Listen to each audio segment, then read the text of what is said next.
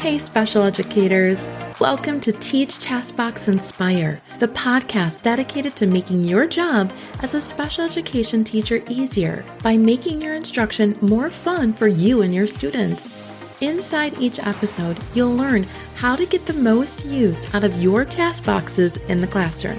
I'm your host, Lisa Holiday from Chalkboard Superhero, a veteran special education teacher passionate about empowering you with purposeful teaching strategies, helpful tips and tricks, and other classroom management tools that will help you thrive in your role. Let's get started with today's episode. Welcome back to another episode of Teach, Taskbox, Inspire. I'm your host, Lisa Holiday, and today we are at episode 99. Can you even believe it? Next week is the big 100. But before we get there, I want to talk about something that honestly deserves its own spotlight: building paraprofessional confidence from day one. Let's be real. Paraprofessionals are the backbone of our classrooms. They are the ones right there with us, supporting instruction, helping students regulate their emotions, managing behaviors, keeping things afloat while we're juggling a million things at once. But here's the kicker. If they don't feel confident in their role, the classroom can fall apart quickly, especially if you have more than one paraprofessional, 2 paraprofessionals, 3 I've had 9 at once, so I totally get it. I've seen both sides. I've had years where I didn't train or empower my paraprofessionals, and it showed. That was early on in my career. But I've also had years where I took the time to build their confidence, and the difference was night and day. So today, we're going to dig into why paraprofessional confidence matters so much, how to build it from day one, and some practical systems that keep that confidence growing all year long. So here's the truth. When paraprofessionals feel confident, students thrive. When they don't, stress rises for them, for you, for your students. Think about it. If a paraprofessional isn't sure whether they're allowed to give a prompt or intervene in a behavior, what happens? They freeze. They wait for you. They call for you. And in that delay, the student escalates, or the moment passes and an opportunity for learning is gone. And oftentimes, they're giving up power. So the student is no longer going to listen to that paraprofessional. I'll never forget, I had a new paraprofessional I worked with years ago. She was so nervous. She didn't want to make a mistake, so she literally stood in the corner waiting for direction. Not because she didn't want to help, she wanted to, but because she wasn't confident in what her role was, that was all on me. I hadn't equipped her. So, lesson 1, confidence comes from clarity. The clearer you are with expectations, roles, and systems, the more confident your team will feel. So, before we talk about solutions, let's be real honest about what gets in the way. Number 1, lack of training. So often, paraprofessionals are hired and thrown into classrooms without any real training. Imagine being handed a parachute and said, "Good luck. Jump out of the plane." That's how it feels. And I know if you haven't been following me for any amount of time, I was a paraprofessional for 3 years before I was a teacher. Number 2, mixed messages. If one teacher says one thing and another says something else, paraprofessionals don't know who to listen to. Number 3, fear of doing it wrong. Many paraprofessionals are afraid of overstepping, so they hold back. Number 4, not being included. When paraprofessionals are left out of things like meetings or planning or, important conversations, they just feel like the quote unquote extra help instead of essential team members, which is exactly what they are. So recognizing these barriers is step 1. So what can we do? Here are some strategies you can use right away, literally from the very first day of school. In the moment I'm recording this, I start school next week. We are in September. The kids come on September 4th. But this is the first year I do not have a paraprofessional, so it's very strange that I don't have to do any of this. but you can start from day one. Number 1, clear job roles. Don't assume your para knows what to expect. Write it out. Create a 1-page role sheet that spells out things like daily duties, kind of like what are they supposed to do for the arrival, the bathroom support, how are they collecting data, what does dismissal look like for those paraprofessionals, how are they supposed to help at lunchtime. All of this stuff needs to be written out. Next one, provide like a go-to guide. Keep a binder in the classroom labeled staff handbook, or better yet, print one for everyone to have. And inside are like visuals of the prompt hierarchy, sample data sheets that you can give them, all of the classroom schedules, behavior plans, like student snapshots, IEP stuff. This way, paraprofessionals don't have to guess. They already have a go-to guide. Next one, model, then release. Don't just say, can you go help him with his work? Which I see happen all of the time. That's so annoying. Can you just go help him with his work? Show them.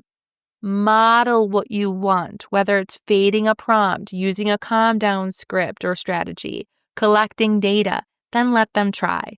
What I love to do is kind of walk around the first few weeks of school and really not teach in the center that I have set up, but especially if you have like 3 or 4 or 5 paraprofessionals, you want to go around and say, yes, that's exactly what I would have said. Or, oh, can I try it with them? And then kind of show you what I'm looking for. And then you sit down and model the behavior with the student. This is like live training on the spot, right? That is how you're going to have the best run classroom. All right, establish communication systems. So I can't even scream this from the rooftops loud enough. From day one, set up a way to talk to your paraprofessionals. Maybe it's a daily debrief, which I loved. Maybe it's sticky notes. Maybe it's a shared Google Doc. But make sure they know how to give you or them their input. You want to have an open line of communication with your paraprofessionals. So here's a personal story. The first year I really invested in paraprofessional training, I started our first morning with a kind of like little mini orientation. Nothing fancy. We sat around a table. I shared my vision for the year, which is always so hopeful. We walked through routines together. And then later, one paraprofessional told me that was the first time I ever felt like I wasn't just extra hands. I felt like part of the team. You guys, that's the power of starting strong. So day one is important, but confidence has to grow over time. Here are ways to keep it going. So even though the first few weeks of school, I usually walk around, model what I want to see. I talk about the language we're supposed to be using with students, blah, blah, blah, right? That's great. But you want to make sure that you are listening and seeing throughout the year as well. So number 1, give them the language. Sometimes paraprofessionals freeze because they don't know what to say to a student. You want to provide them scripts. For example, if a student is refusing work, you might want to say, oh, this is what we're going to say instead. Or you might want to jump in and say, oh, Sarah, can you use this language instead of blah, blah, blah, whatever that they're using. So, these types of scripts or languages aren't really handcuffs. They're like confidence boosters for people that just don't know what to say to students. The next one is I want you to acknowledge their expertise. Many paras have worked with students longer than I have been alive. Respect that. Ask for their input. When they feel valued, their confidence skyrockets. Weekly check-ins. So what I would do is I would have like weekly check-in on Fridays, and we'd say like, what went well this week? What was super hard? How can I support you? What can I do? And that was so helpful. I always had like a running list of how we could tweak the next week. Include them in planning. Even if it's just a quick run through of the IEP goals that you're focusing on, let them know the why behind what they're doing. Because a lot of times I would hear people sit down and go, oh my God, why are we doing this? So I would go over if I heard that and I'm like, oh, the reason is, so-and-so, blah, blah, blah, blah. And I would tell them, and they're like, oh, I didn't even think of that. And so that is super helpful. And the last one, and don't like joke around with this and laugh at me, but using specific praise with your paraprofessionals works, right? I want to say, don't just say good job, because sometimes we don't even say good job to our paraprofessionals.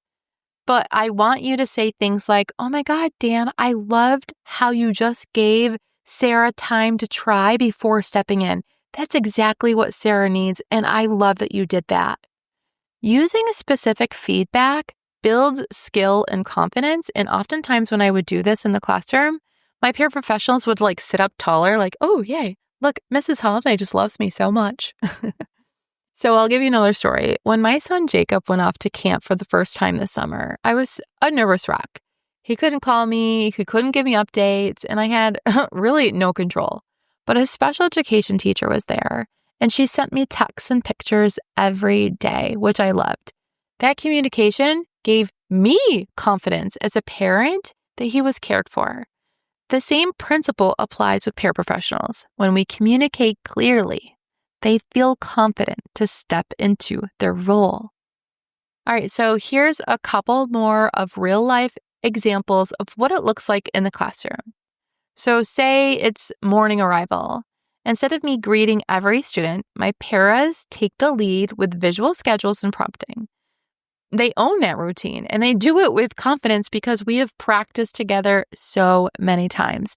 It gives me time to kind of step back and do what I need to do, like usually at my computer, and time for them to kind of step in, and they're able to do that because I've built their confidence. The next one is data collection.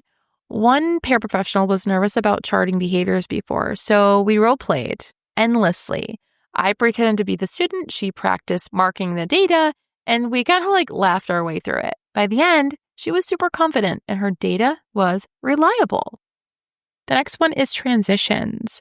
I assigned paraprofessionals to specific roles. One leads the line, one's a sweeper, making sure we didn't leave anyone behind.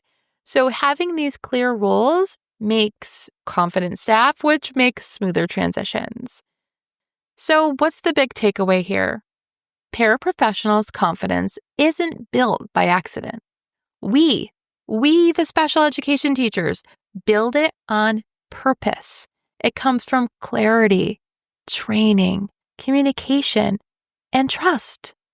If you invest the time to build that confidence from day one, your whole classroom will run smoother all year. Your students will benefit, your paras will feel empowered, and you'll feel less stressed trying to hold everything together all by yourself. So as we wrap up today, I want you to think of one thing you can do this week to kind of boost your paraprofessionals' confidence. Maybe it's giving them the language to use. Maybe it's sitting down for a 5-minute check-in with them. Maybe it's just saying, I see how much you care, and I am so grateful for you. Small actions build lasting confidence.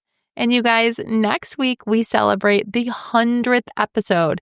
I cannot wait to take a look back at everything we've learned together and celebrate how far this podcast has come.